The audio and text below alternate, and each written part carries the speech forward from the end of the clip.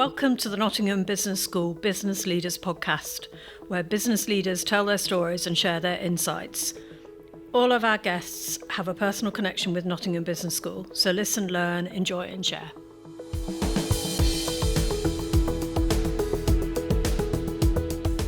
Welcome to another episode of the Nottingham Business School Business Leaders Podcast with me, Mike Sassi. Nick Beighton is a celebrated and dynamic leader. He's also one of Britain's foremost e-commerce retail execs. When he took up the role of Chief Finance Officer at ASOS in 2009, the company was a fledgling online fashion retailer with 200 staff and £160 million of revenues. When he stepped down as chief exec 13 years later, the company's workforce was 3,500 and its annual revenues were £3.9 billion. He transformed ASOS into a global e-commerce powerhouse. But Nick started his career as a chartered accountant with KPMG. His leadership journey has also included stints as head of finance at high street retailer Matalan and then at Britain's biggest operator of late-night venues, Luminor. Until earlier this year, Nick was CEO of luxury fashion retailer Matches Fashion. He's also chairman of the Secret Sales fashion retailer. He says that one of the most important leadership skills is the ability to embrace change, advice on which he has built a stellar career in the fast-moving world of fashion retail. Nick Beighton, it is our great pleasure to welcome you to this episode of the Nottingham Business School's Business Leaders Podcast. Thank you, Mike. That was a hell of a roll call as well. So, thank you for that. I was doffing me cap as I actually read it out. So you're probably best known for those 13 years at ASOS, 6 as CEO. As I said, when you walk through the door, less than 200 staff, revenues of 163 million. When you step down in 2021, 3,500 staff, turnover of just shy of 4 billion. So what was the leadership difference that you made there? So every stage of the journey, we learned a different way to lead the organisation and a different way to manage the organisation. So the biggest aspects of it was adaptability and changing to the circumstances. There's different thresholds in a business where you need to do different things and learn different mechanisms and learn different styles. So for example, when it was small, you could touch the size of the organisation really easily. When it was big, you couldn't. So we used to focus on the task of how do we make ourselves feel smaller as we get bigger? And that requires different mechanisms, different ways of leading. So that was one of my learnings through all of that. But the biggest thing I'd say was I put in purpose, mission, and values. I wanted the organisation to be driven by purpose, guided by its values, and relentless on the mission. And anyone who worked with me during those 10 to 13 years at ASOS will know the mission, will know the purpose, will know the values, and they'll know why they're there. They know what we're trying to achieve. It doesn't matter whether you're in finance, logistics, technology, or product, they all know what we're trying to achieve and why. So I think that's probably the biggest difference I gave. My style through all of that was one of being humble in service of that mission, focused on the customer, and being relentless in all of that, and being the coolest person under pressure. When something goes wrong, you've got to be the coolest person. And I did lots of mental triggers with the organisation. Every time there was something went wrong, I go, guys, it's just another bump on the road. And every bump on the road we take as a galvanizing moment. It ain't a failure. It's something we've just learned. And we build new muscles every time there's a bump on the road. So I hope those are some of the things I left the organisation. I've heard you wax lyrical about all this idea of leadership being a set of skills that you hone over a period of time, and there's no such thing as a born leader. But growing up, did you not know that you'd always be in charge, whatever you did? No, I didn't. It's a really good question. No, I didn't always know I was going to be in charge. In actual fact, one of the happiest times I had was when I wasn't in charge, when I was the number two, because it gave me the ability to influence where I need to influence, didn't have to soak up the punches that the leaders have to soak up, yes. And be alongside the throne without having to do the grand gestures. I didn't always know that. But what I was doing is I was on this, I am going to keep getting better. I'm going to keep honing my skills. And where it takes me is where it takes me. I didn't go, I am going to be that. I'm going to be the following. I just went, I know I'm going to get better. And I know I've got to be disciplined about honing my skills and adapt myself. You can't be the same person for 30 years and expect to get a bigger role. You've got to grab what's in front of you, build new muscles, experiment with it. Don't be afraid of screwing a few things up and just go, let's go again. So you weren't captain of the football team or captain of the cricket team or, the star player on the rugby team or, somebody, I don't know, might have been elected head boy or something of that nature? No, I was enthusiastic participant in all of those things, but distinctly average in most. Right, okay, there's a candid admission for you. Okay, I'll give you that. I mean, I was once the captain of the house sports team when I was at Sixth Form College in Nottingham, but I'd got a number of essays that I needed to hand in, so I didn't make it because I went, I've got to get these essays done, so I had to apologise in advance for the only time I was captain of the house sports team. So you kept your you kept your powder dry in your leadership there, did you? Indeed. Thought I'd better get my essays done, otherwise the lecturer was probably going to remove part of my vital organs. You've started talking about Nottingham. Of course, you went to college here, and then you started your career as an accountant here, which is a bit different from fashion, I guess. But I believe I heard you say that those 10 years that you spent as an accountant with KPMG gave you the confidence to do other things. What did you mean by that? Yeah. So I after my A levels, I joined an accounting office in Nottingham, and at first I joined up to be a Royal Marine officer training. My mum wasn't blown away by the prospect of me become a Royal Marine, so when the opportunity to work in the accounting office over the summer was presented, she kind of like pushed me into it. I said, look, I'll give it a go. And that was the days when small businesses and traders would turn up with a bag of invoices and a few bank statements and say, can you tell me how much money I've made and what assets I've got? And so it's literally pencil and rubber. And I quite enjoyed it. I found myself good at it.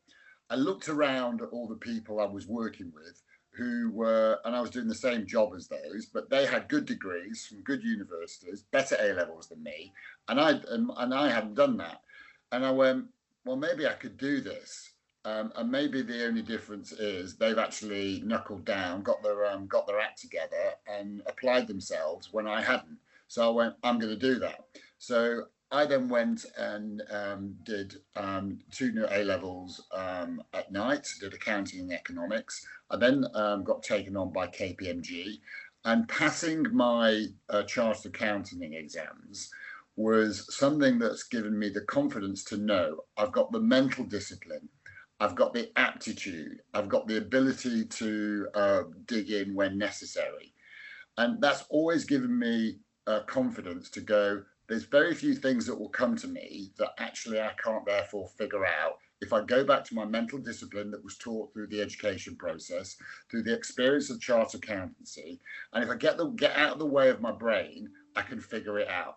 And so I go back to those disciplines and processes regularly that was taught during that education cycle, because it gave me the confidence that I've got the mental robustness, the endeavour, the focus and discipline to dig in when necessary.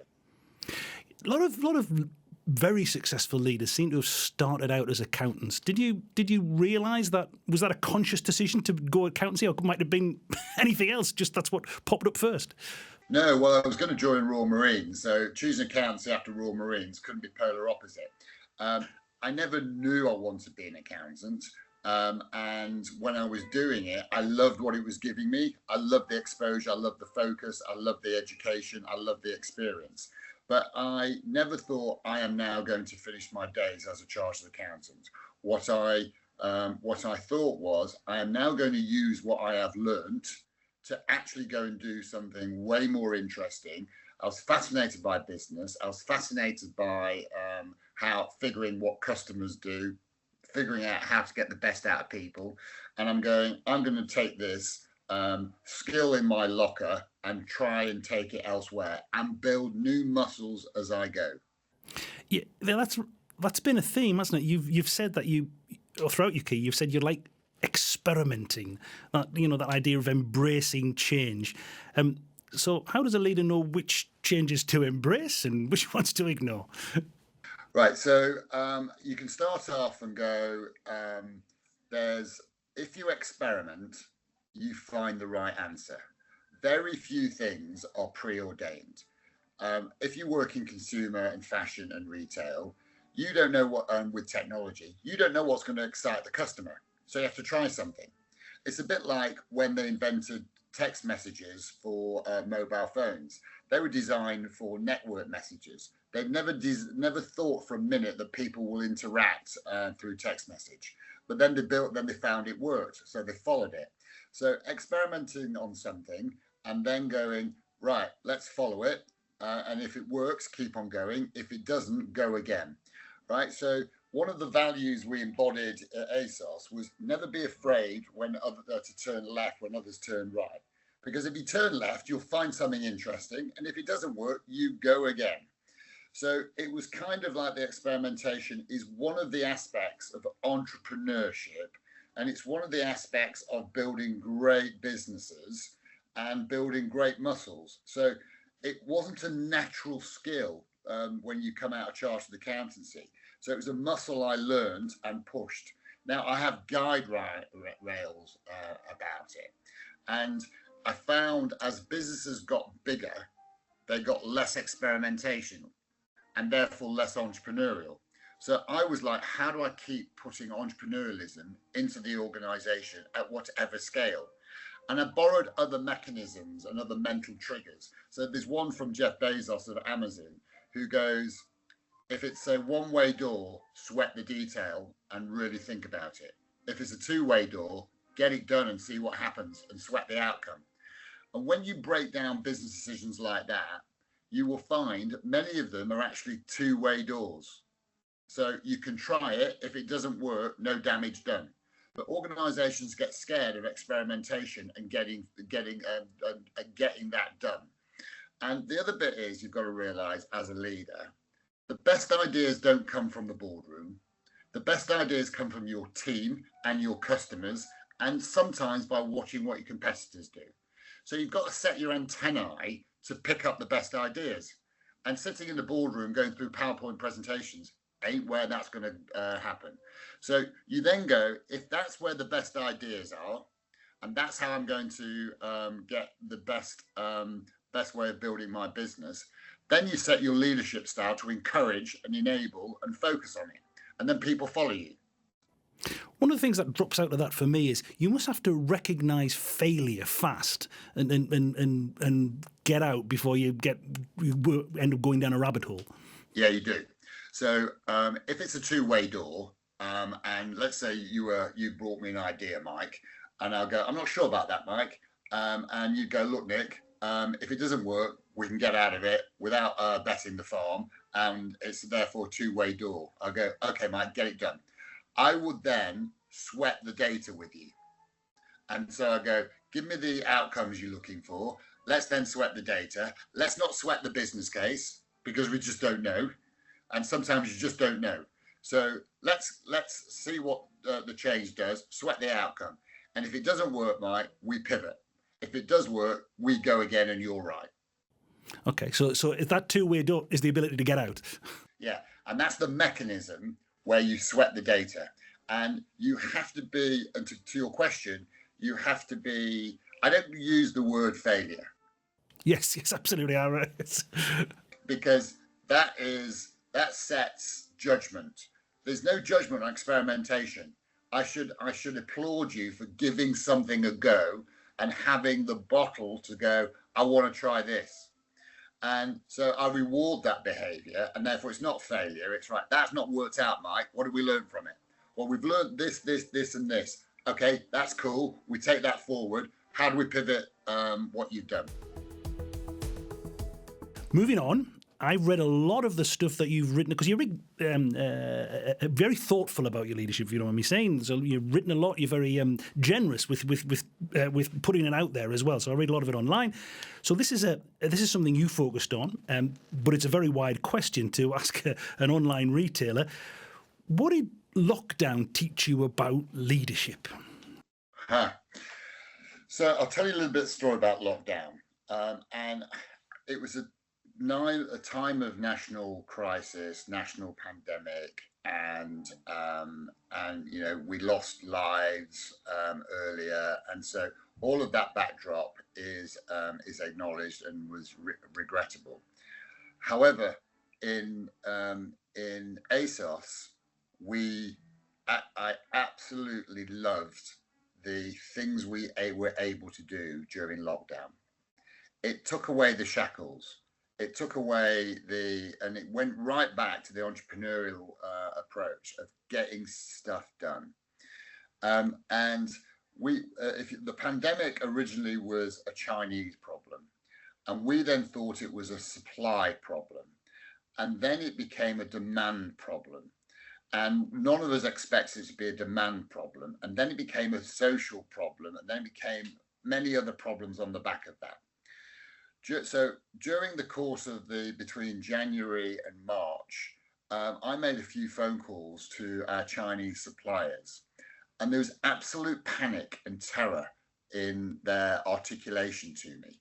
And I was trying to get round the understanding. We'd analyze the supply problem. We went, right, we'll have this amount of product that won't work. This is what the impact will be. Let's bring some other product in and we'll cover the gap. Thought, got it. I suddenly then went, this could be very different. And I called the CFO one morning and I said, Matt, we've never really tested our disaster recovery plan. And he went, yes, we have, Nick. We sign off with the board every year, blah, blah, blah. I went, Matt, we haven't taken it for a spin to see whether it really works. And then he stopped and went, no, we haven't. We'd been through the routine, but we hadn't drilled it. So I went, we need to do that now, mate. And he said, what do you mean? He said, well, what happens if our staff aren't at work? What happens if we can't shoot products on models in the studio like we used to doing? Have we got enough laptops? How are we going to run the studios? How are we going to ship goods from a warehouse got 5,000 people in with social, if we end up with social distancing? So we went through a detailed exercise for 6 weeks where we absolutely proved it. And I came up with a little catchphrase. I called it various levels, DEFCON 1 to DEFCON 5. And I did that to remind the organization where we were in the process when we did it. So DEFCON 5 was this, and we were going to do the following. DEFCON 3 was this, we'll do the following. DEFCON 1 was this, and it was a fundraise. So I then presented it to the leadership team. So they went, so they sat there and they went, we're now prepared if something bad happens. And then we hoped we'd never have to deploy it. But what it did is it taught us an awful lot about the organization. Then the lockdown occurred. We could see, because of e-commerce, we could see all the data. So we knew exactly what was happening in northern Italy. We knew there was a 2-week period from lockdown where nobody bought any clothing at all. And then we saw in the following 2-week period, it started to be a trickle. And then after 8 weeks, they started to buy again. And we analysed all the data in the Lombardy region. So then we saw it go to Spain, then we saw it go to Germany, then France, then the UK. So I got a pretty good view of how I thought the UK customer would behave based on that data evidence. So we moved quickly through the DEFCONs, and I went DEFCON 1 really quickly because I went, right, guys, the sales decline is much bigger than DEFCON 4, 5, and 3. We're going straight to 1, and the organisation knew what that meant. So I went, you're all at home. We've built the laptops. You've all got laptops. This is how we're going to run the studios. This is how we're going to do the warehouse. 3 principles: keep the staff safe, keep the business safe, and then we went, what are we going to do to answer the question? How do we lean in as a business in a time of national crisis?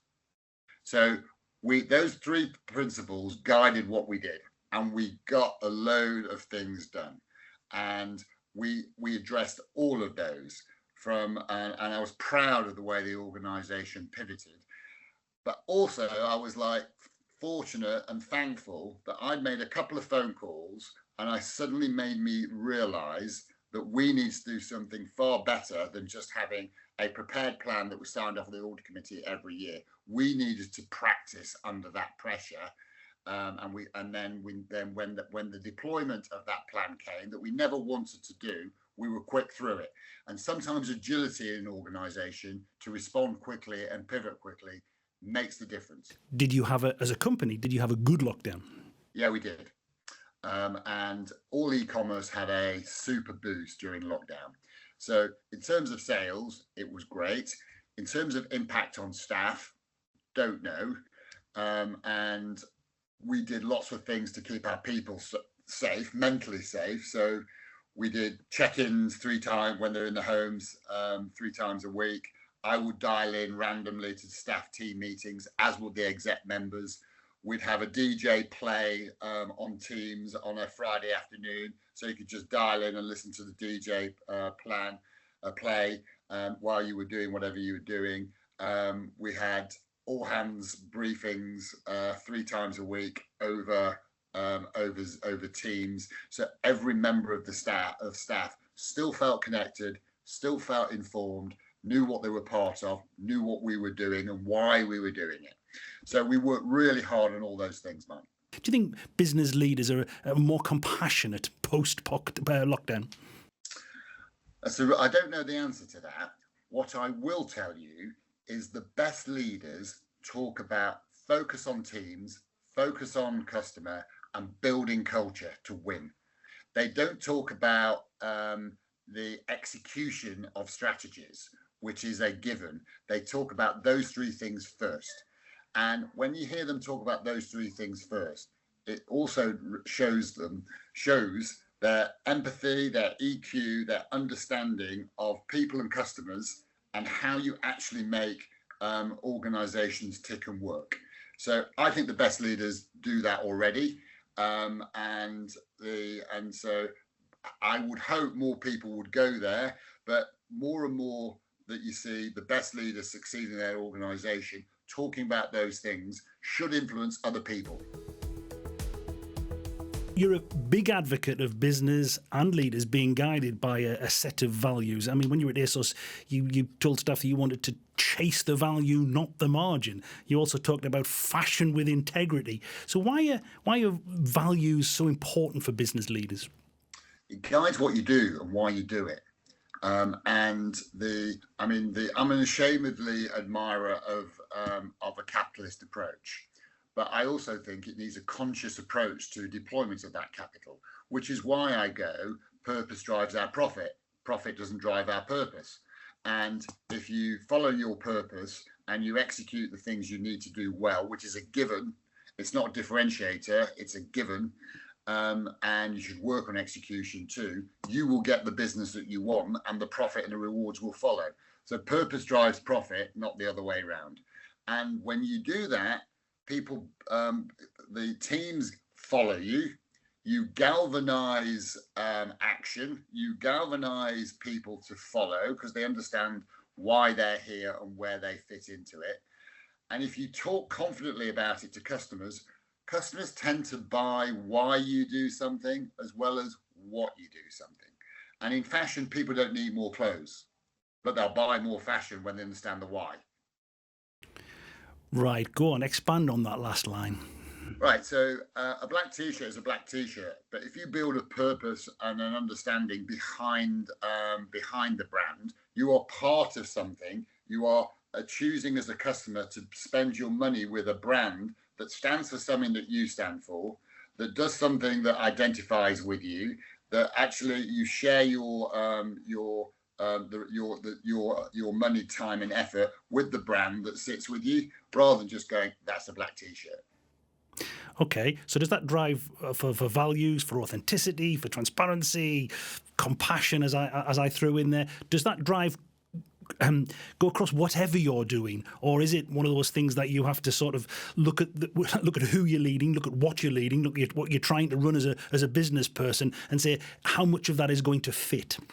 Yeah, agreed. Now, look, let me just compare and contrast. I started out as a chartered accountant, obsessed with sales growth, margin, and profitability, right? And then I learned that the best way to scale the brand was to take those skills as an input and then exercise different models. And the why was something that came to me, which was the purpose. Why are we making these clothes?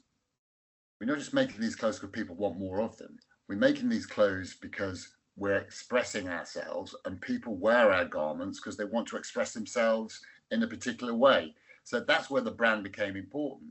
That's where they're buying why we do something. So the purpose of ASOS was to give people the confidence to be whoever they wanted to be, expressed by their daily goals of great product and great experiences. That was the purpose.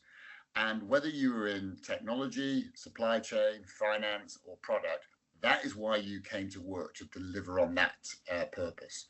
The mission was to be the world's #1 fashion destination for fashion-loving 20-somethings.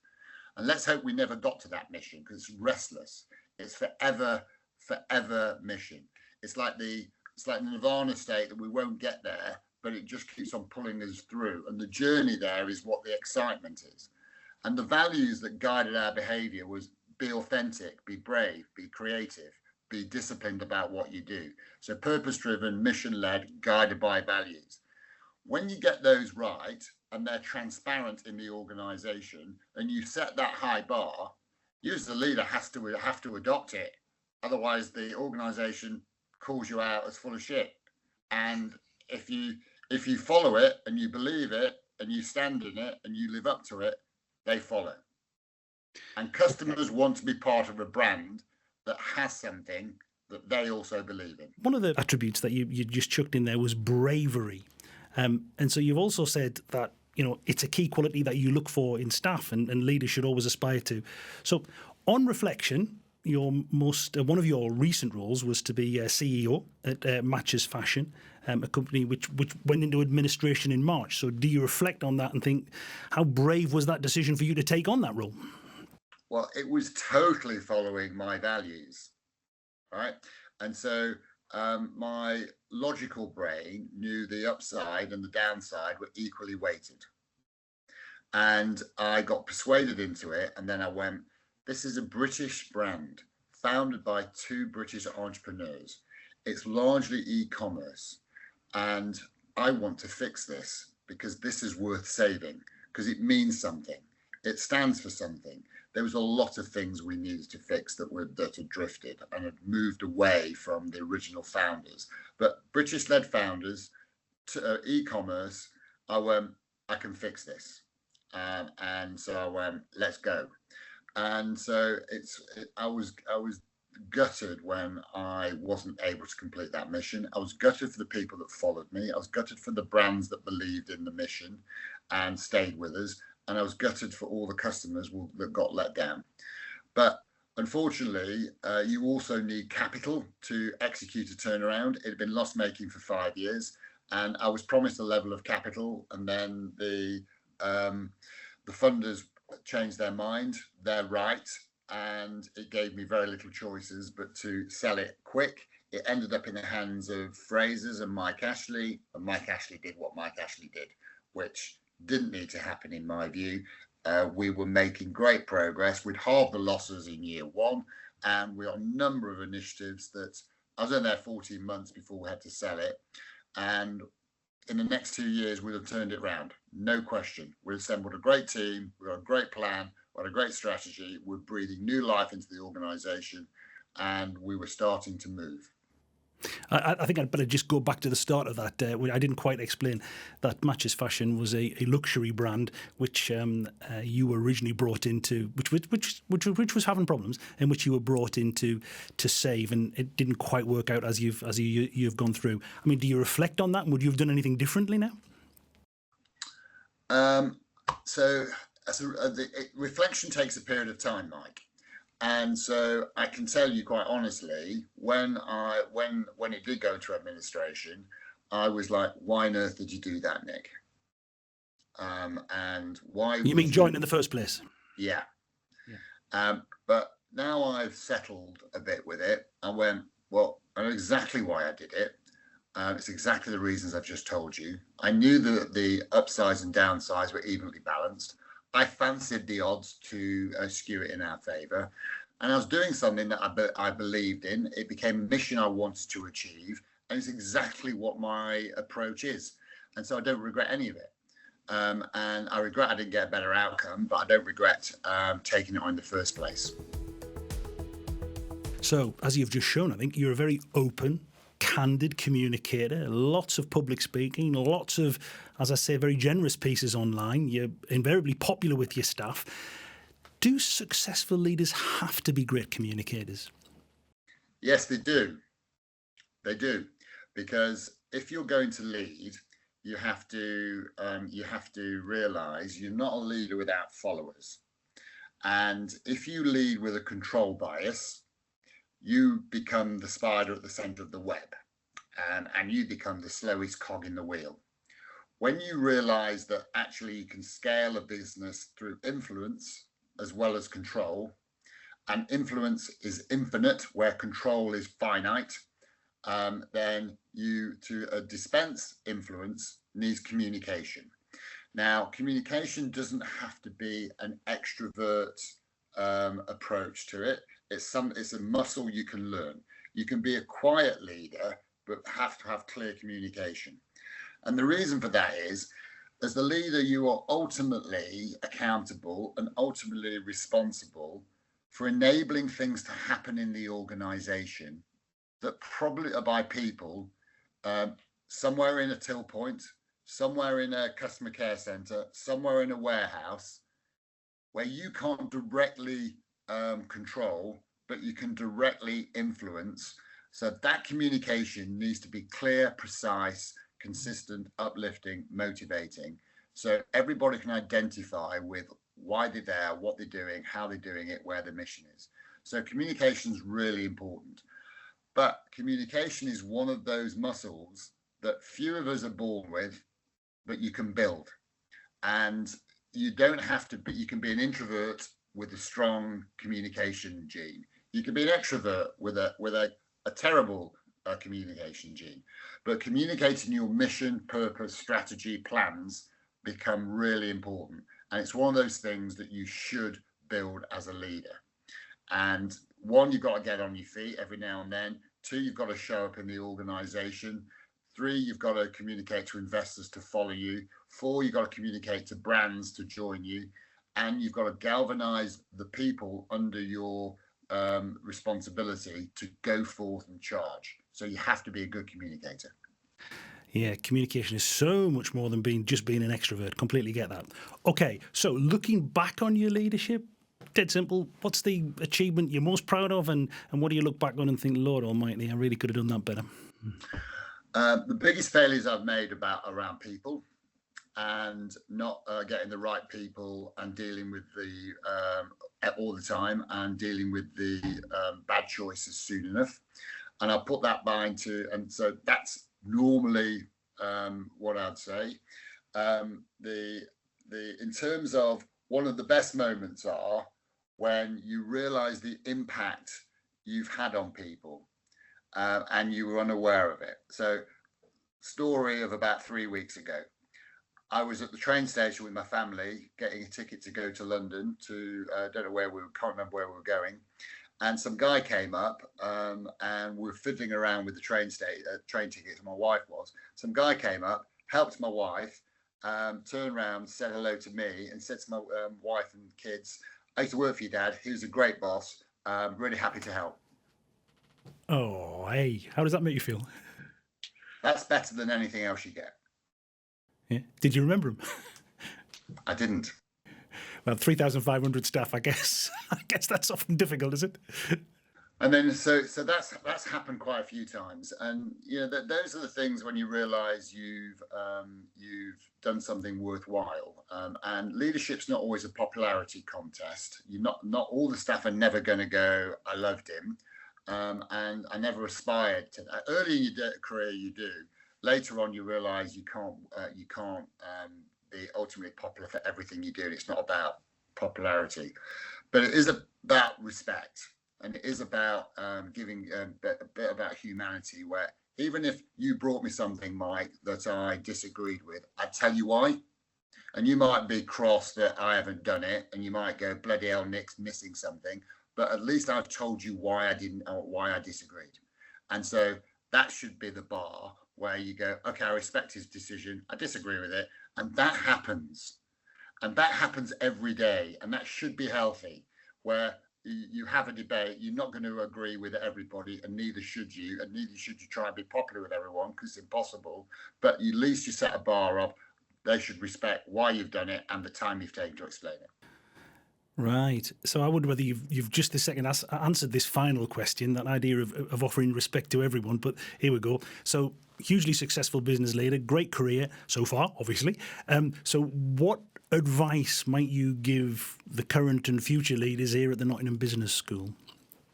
So leadership's not a right. It's a privilege. So make sure you treat it as such. And when you get picked to be we're all leaders in some shape or form. And so if you have a leadership position, make sure you do something with it. Don't just sit on it.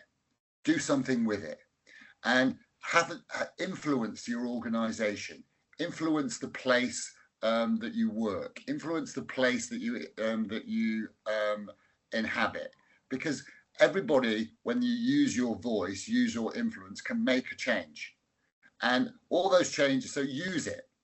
Don't be the person who's waiting to be asked to dance and go, this is what I think. And when you will get promoted for getting shit done and show up in meetings. People love people that get things done. You might be the smartest guy in the room, but if you don't follow that with endeavor, focus, and getting things done, you won't get promoted. You might think you should be, but you won't, because people navigate and motivate towards people who do the things I've just described. And the other bit is, you could, without a followership, you ain't a leader. So you got to create followership. You can only do that by building trust with humans around you.